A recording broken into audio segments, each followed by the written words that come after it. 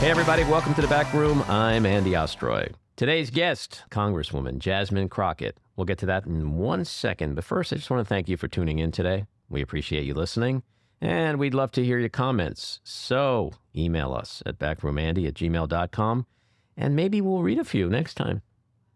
So Representative Jasmine Crockett, she is an attorney, former member of the Texas House of Representatives, and currently serving as the U.S. Representative for Texas's 30th Congressional District. Elected as a freshman last fall, her district covers much of the city of Dallas and parts of Dallas and Tarrant counties. She's a member of the House Oversight and Agriculture Committees. Congresswoman, welcome into the back room. Thank you so much for having me. How are you? Great. It's awesome to have you here. I know you just passed a big fundraising quarter, so hopefully you raised a lot of dough. Hopefully I raised enough. I don't know if it was a lot, but hopefully it was enough. Before we get started, I just want to say you have a great name. I've always had a problem with my name. My last name is Ostroy, but you have a Jasmine Crockett. You could do so much with that name. Listen, it's a very Texas name for a girl that was not born and raised in Texas, but my name works for the area that I represent for sure. And I gotta ask this ridiculously dumb question, which you've probably been asked a million times. But any relation to Davy? We have no idea. There is a theory that there is a possibility, but we don't know. That would be very cool. It would be. So thanks for coming on. I want to ask you a few questions about your life and obviously your new career. But I'd be remiss if we didn't address the 800-pound gorilla in the room, Donald Trump. What do you make of the indictment? What's your sense of things going forward with him and the legal issues surrounding him and how it might impact your House business? Because it seems like your speaker is firmly in the tank for Trump and trying to weaponize Congress to help him. Absolutely. So the indictment is a double-edged sword. You know, is it something that is warranted? Most likely. Obviously, none of us are aware of the specific charges that are going to be pending against him. But based upon everything that we already knew, Donald Trump never should have become the president of the United States. Not necessarily because he was unqualified as an individual, but more so because ethically he was unqualified. We know that there were many allegations of crimes that he had committed prior to this, yet there were no actions that were taken against him. And we're talking about allegations that rise to a level of seriousness that supersede what we see the average everyday American facing in our criminal justice system. So the fact that this system has now decided that it would reach as high as someone as Donald Trump, to me, starts to make other people say, well, maybe justice will finally be served, and not just served upon those that are from a lower socioeconomic background or only certain people of certain colors, right? Mm-hmm. But the idea that he may have to face the music even as a former president, I think that is starting to make people at least want to believe in the criminal justice system. As far as the House is concerned, what is so upsetting is the fact that this party continues to say that they are the party of law and order. Mm-hmm. They continue to want to impose higher penalties on folk that are either drug addicted, which is a medical condition, to suffer from addiction in and of itself. And they continue to want to impose higher criminal penalties, say, on women that are seeking medical care in the form of abortion access. The idea that they are ready to give a pass without even knowing what it is that he's accused of and pointing the finger at the district attorney for having the audacity to do his job and to pull together a grand jury is ridiculous. I think that we will continue to see a House that doesn't plan to do the work of the people, but instead is continually seeking political points. Yeah, it's really, I mean, those are good points you're raising, and it's so dangerous when you have a Speaker of the House of the United States Representatives who as you've pointed out, is literally, and this is the case for most leading Republicans right now, is literally saying, I have not seen the charges. I have no idea what the indictment is. I have no idea what the evidence is, but it's all unjust and a political persecution, which literally just demonstrates that this has nothing to do with the rule of law and everything to do with continuing to protect, amazingly, continuing to protect Donald Trump, who is probably the last person on earth they should be having this kind of fealty towards. Do you think the House is going to be able, until it switches back to Democratic control, hopefully in 24, to do anything in terms of not just holding Donald Trump accountable on any level, but not being an impediment, legally, ethically, morally, or other, as other branches of our government are trying to do that? Is that possible? Or are they just going to get in the way and be meddling and threatening and trying to undermine the process?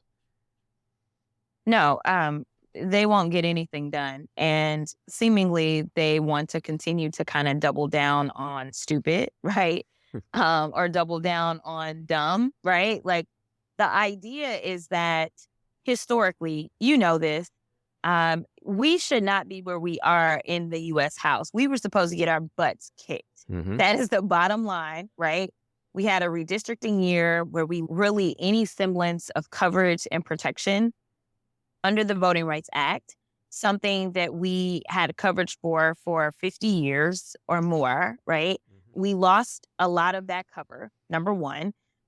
We also saw that, the economic status of the country was challenged. And so there's always a rebuke on the party in control, right? But somehow they managed to screw up what was really handed to them on a silver platter. And, I think that with how far they are going, with how extreme they have become, the American people are not willing to go where the Republican Party is going. We won the presidency largely because they decided that Donald Trump was going to be their guy. Donald Trump lucked into the position the first go round, right? Mm-hmm. There were those of us that did not take him seriously. As Democrats have been accused of kind of being a little elitist, right? And I will say that a lot of us had a very intellectual elitist kind of attitude, like, there's no way this guy can win, right? Mm-hmm. And we got caught slipping. Mm-hmm. And so I think that we won't do that again. We will never take anyone for granted. So we had our learning lesson, but the Republicans aren't learning very well. We were able to pick up, so many of these very tight seats where Donald Trump had endorsed a far-right candidate that did not really work for the majority of folk. I mean, we were able to hold on to our seat in Georgia in the Senate because he went all in for Herschel Walker, yet another flawed MAGA Republican. I think if they would have nominated almost anybody else, while Reverend Warnock is definitely so much more qualified, so much more poised, I think that there would have been those Republicans that would have voted for a generic Republican over Herschel Walker. Right. Mm-hmm. And we would have had a problem. But they are giving us power by continually, kind of blindly following this MAGA cult, this Trump cult. No, it's fascinating. I mean, I was watching Real Time with Bill Maher last night, and Governor John Sununu was on, and he said, I voted for Trump twice, and if he's the nominee, I'd vote for him again. That I don't understand, with everything we all know about Donald Trump and what he's done to this country, how people who are considered sane, like he's considered one of the sane ones, how people can still voice their support for him. But I want to go. You grew up in Missouri. Were you a political kid? Were you interested in all this stuff as a kid? No. Couldn't care less. Not at all. Not at all. Mom, and turn the news off, please. Yeah, no, I was. Yeah, I was not into it at all. And even, nowadays, I'm just as frustrated with politics, probably as I ever was. But it's my frustration that really got me here. Right. And I think it's one of the great things really about so many members of my freshman class. While we are very well qualified, you've got a lot of experience kind of under the belts of this 118th class of at least Democrats, right? Lots of us served in state houses, state senates, mayors. I mean, really great amount of experience, even though on average we are a younger class than most. We got our experience a little earlier, but most of us were led into politics out of frustration. And I think kind of the newer wave of Democrats, while they may be achieving kind of different heights in politics, they're in it more so because they recognize that was the only way to change it and make it work. Well, what's interesting to me is that you ran for Congress not knowing that the margin that Republicans would take control over would just be a handful. You ran when everyone was talking about how Republicans are going to pick up 40, 50 seats. Yeah. I'll ask this just as frankly as I can. What on earth possessed you to jump into that cesspool so willingly, knowing that you were going to be not just working with the Marjorie Taylor Greenes and the Lauren Boeberts and Paul Gosars, et cetera, but that your party, our party, was going to be outnumbered by perhaps 40, 50, 60 seats. Yet you still ran and you won, thankfully. But what were you thinking? Listen, I was thinking nothing could be worse than the Texas House. Well, that's true. So, I mean, Touche. I was coming out. I was coming from the Texas House that has the Texas Senate and has Greg Abbott. Yeah. I mean, at least I was going to have, at a very minimum, a Democratic executor, which is something that I was not used to. And honestly, I never believed the forecast. Even as I was sitting in freshman orientation, I was still holding out hope that we really were going to hold the House. After I finished my primary in a very safe, deeply blue seat, the money that I raised, I was sending it all over the country. And I was watching different races. I was talking to different candidates. And I was feeling pretty good that, we would maybe hold on with a very thin margin, even in the face of all the adversity that we were facing.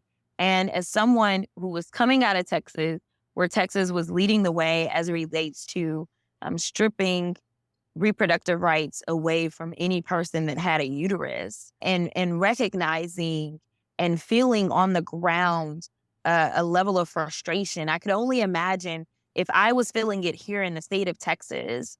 By this point, now we were dealing with the overturning of Roe in the form of the Dobbs decision. I could only imagine that level of frustration was actually reaching a fever pitch throughout this country, and that there would be a blowback. And there was a blowback that I think we'll continue to see as the Republicans are continually trying to chip away at rights that many of us have known our entire lives. When I was born, Roe was the law of the land.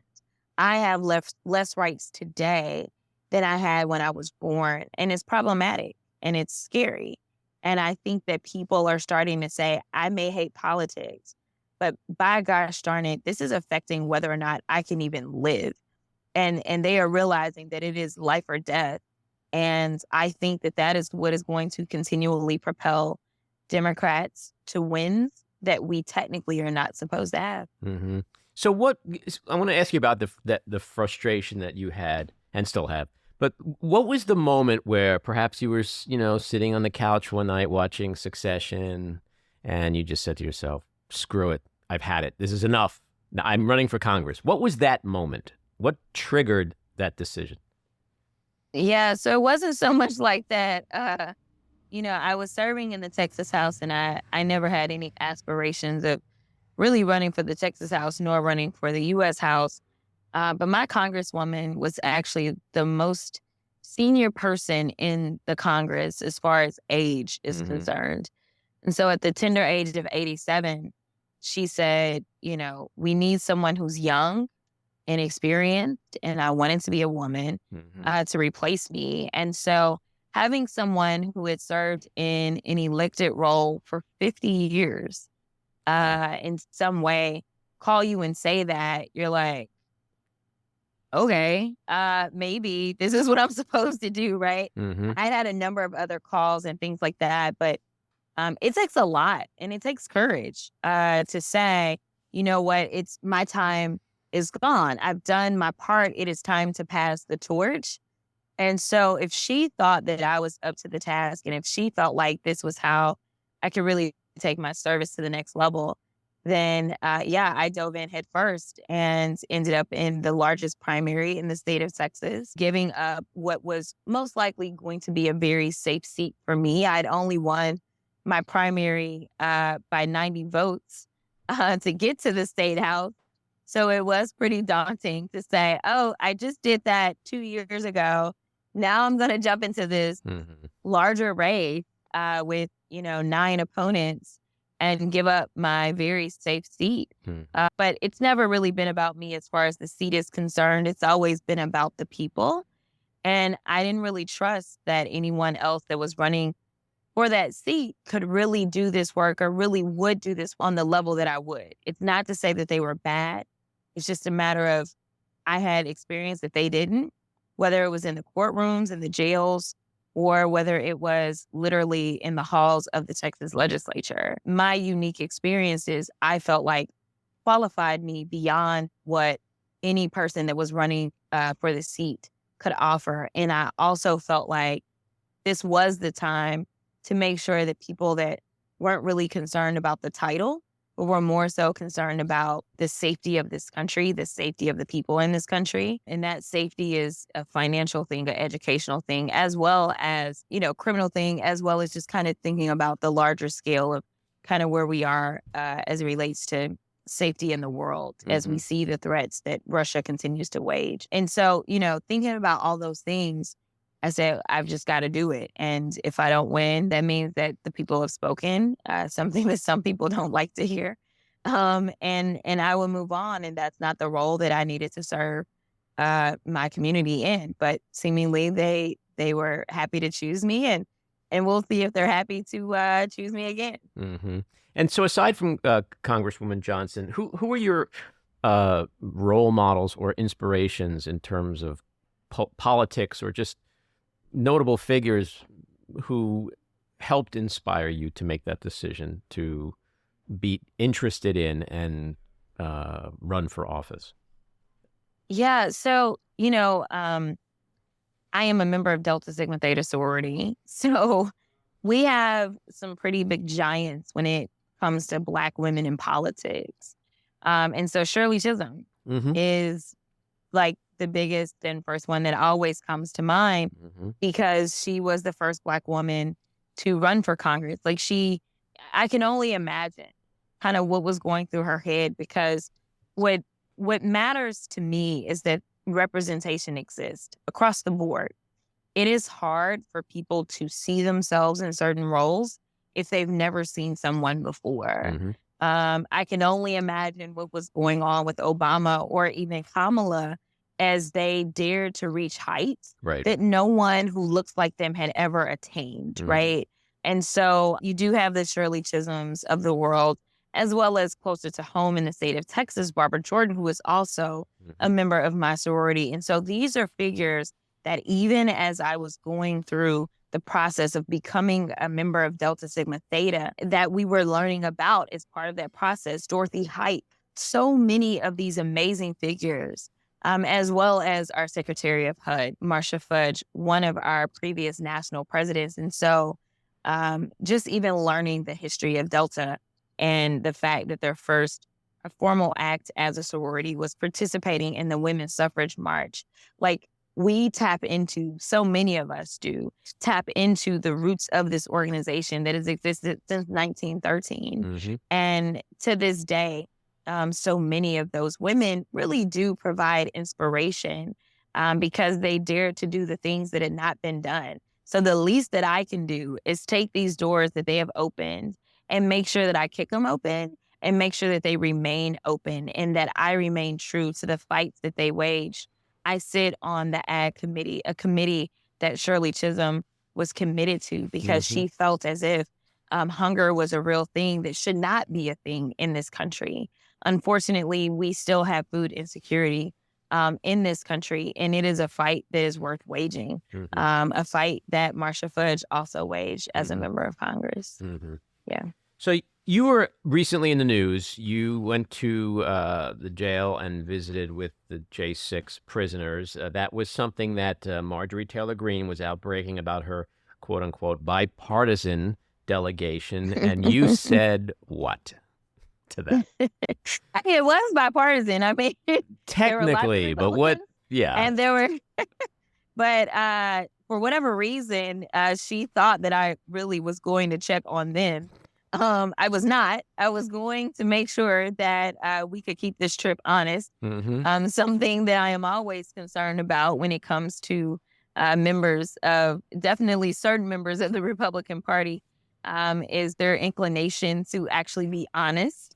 And as someone who has been in so many jails in multiple states as well as federal, I know what bad conditions look like. I know what it means to be inhumane. And there was nothing in me that felt as if that was going on. But if it was going on, and if it was going on for the January 6ers, I would have been honest about it. But we were going on a tour of the entire jail.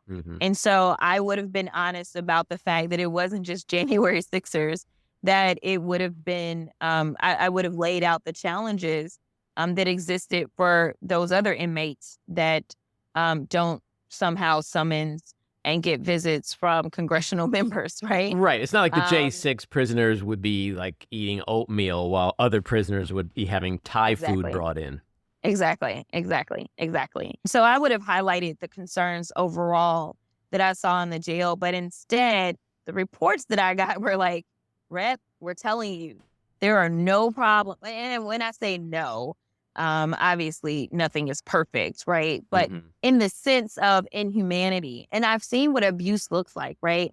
You know, on an announced visit, you're definitely not going to see them at their worst when it's announced, which is why most of the time when there are jail visits that go on, they are unannounced because you want to catch them. But I know what abuse looks like, right? Like even that's kind of covered up. And there was nothing that alarmed me whatsoever. And instead, I mean, just recognizing how much privilege had been extended.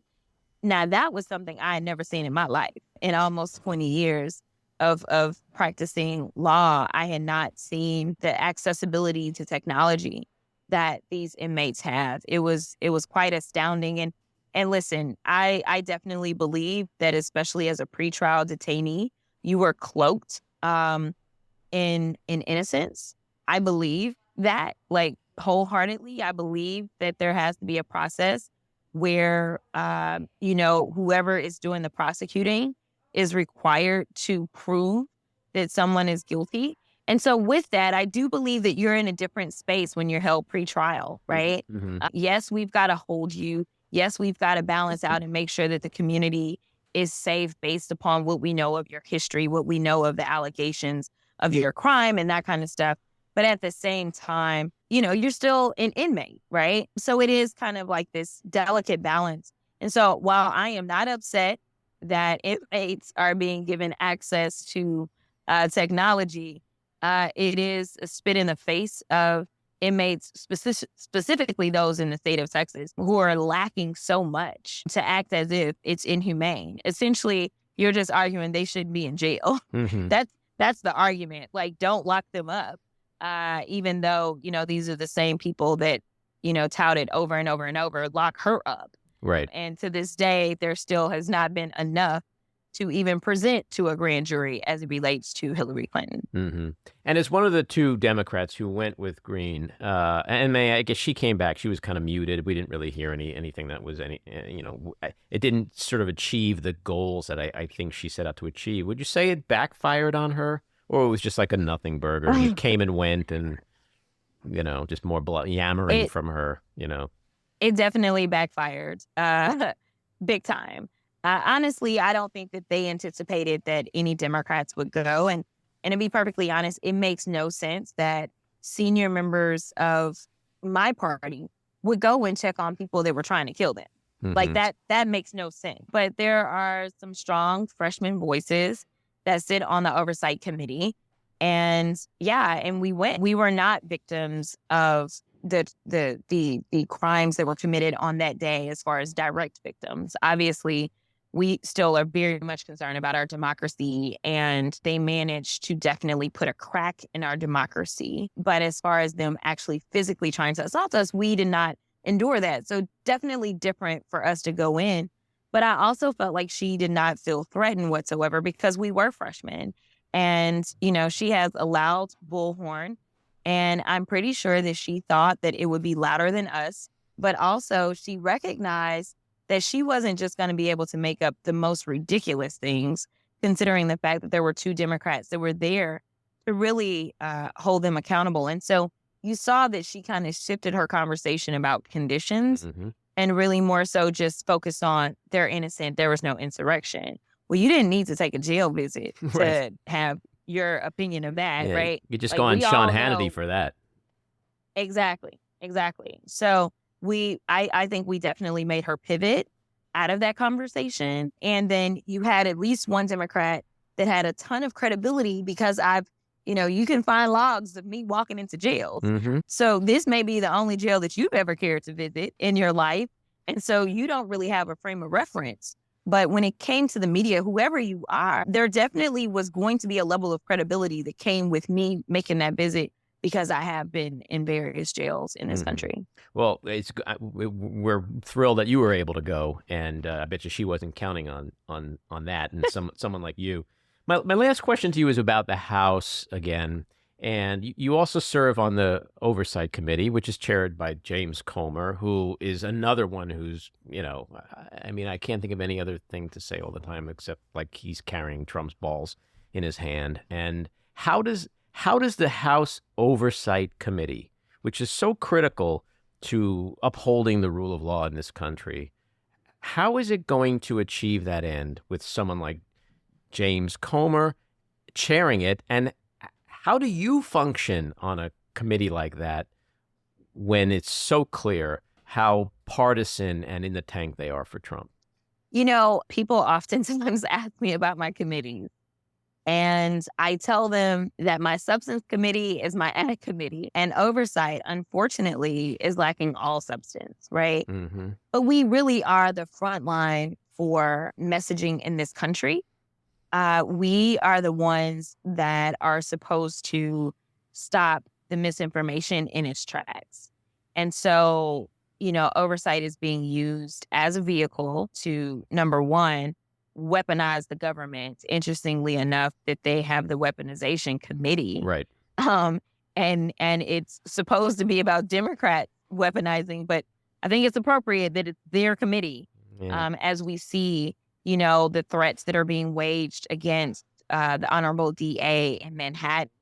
And so, that is essentially what oversight has become, is a committee that is less focused on oversight and making sure that we're being good stewards of the resources that we have, and making sure that we're holding those agencies accountable, making sure that we're finding out and discovering what more we can do for agencies to provide resources, whether it has to do with border security. They've used our border hearings to pretty much just say Biden is a failure and Biden has open borders, instead of having an honest conversation about, do we have enough people that are processing the applications for those that are seeking asylum, right? Do we have enough investigators to determine whether or not these are really warranted asylum seekers and sending those back quickly enough? The last that I knew, the backlog for an asylum seeker is about 6 years before we really have a conversation on whether or not asylum was